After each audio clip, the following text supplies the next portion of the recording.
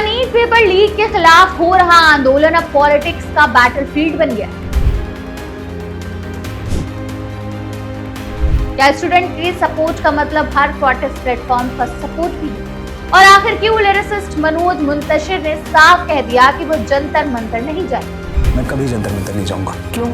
इसलिए नहीं जाऊंगा क्योंकि जो लोग रिप्रेजेंट कर रहे हैं इस वक्त जंतर मंतर को, सैडली वो ऐसे लोग नहीं है जिनके साथ खड़े होकर मुझे अच्छा लगेगा। हाय, मैं आमिना और आप देख रहे हैं आपकी खबर। आज हम बात करेंगे नीट पेपर लीक कंट्रोवर्सी के बीच आए एक ऐसे बयान की जिसने सोशल मीडिया से लेकर पॉलिटिकल सर्कल्स तक नहीं बहस छेड़ दी है। देश भर में नीट एग्जाम के अलीज्ड पेपर लीक को लेकर स्टूडेंट्स का गुस्सा लगातार देखने को मिल रहा है। कई शहरों में प्रोटेस्ट हो रहे हैं। दिल्ली के जंतर मंतर पर भी स्टूडेंट्स और उनके सपोर्टर्स अपनी आवाज बुलंद कर रहे हैं। इस बीच मशहूर लिरिसिस्ट और राइटर मनोज मुंतशिर ने एक ऐसा स्टेटमेंट दिया है जो अब डिस्कशन का सेंटर बन गया। टाइम्स नाउ को दिए एक इंटरव्यू में मनोज मुंतशिर ने साफ कहा कि वो स्टूडेंट्स की परेशानी और उनकी डिमांड को समझते हैं। उनका मानना है कि अगर किसी एग्जाम में पेपर लीक हुआ है तो ये बहुत सीरियस इशू है और इसकी पूरी अकाउंटेबिलिटी तय होनी चाहिए। लेकिन इसके साथ ही उन्होंने ये भी क्लियर कर दिया कि वो जंतर मंतर पर चल रहे प्रोटेस्ट का हिस्सा नहीं बनेंगे। उन्होंने कहा कि उनकी प्रॉब्लम स्टूडेंट से नहीं है बल्कि उन लोगों से है जो इस प्रोटेस्ट का रिप्रेजेंटेशन कर रहे हैं। मनोज मुंतशिर ने कहा, मैं कभी जंतर मंतर नहीं जाऊंगा क्योंकि जो लोग इस वक्त उस प्रोटेस्ट का रिप्रेजेंटेशन कर रहे हैं उनके साथ खड़े होकर मुझे अच्छा नहीं लगता। इसी दौरान उन्होंने सीजेपी यानी कॉकरोच जनता पार्टी पर भी तीखा हमला बोला।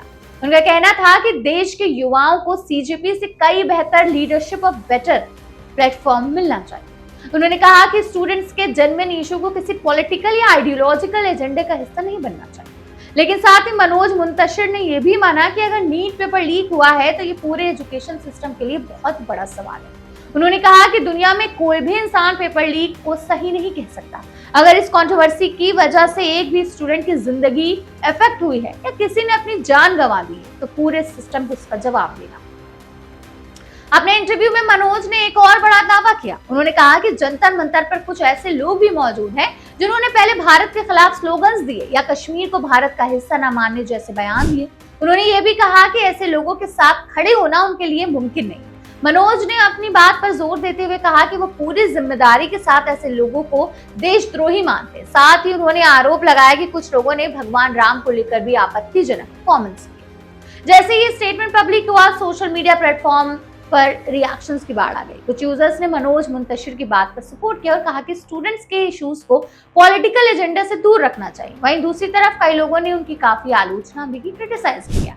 क्रिटिक्स का कहना था कि जब स्टूडेंट्स अपने फ्यूचर के लिए सड़कों पर हैं तब किसी पब्लिक फिगर को उनका हौसला बढ़ाना चाहिए, ना कि प्रोटेस्ट से दूर रहना चाहिए। इसी डिबेट के दौरान कई यूजर्स ने 2023 में रिलीज हुई फिल्म आदि पुरुष का पुराना कंट्रोवर्सी भी याद दिलाया।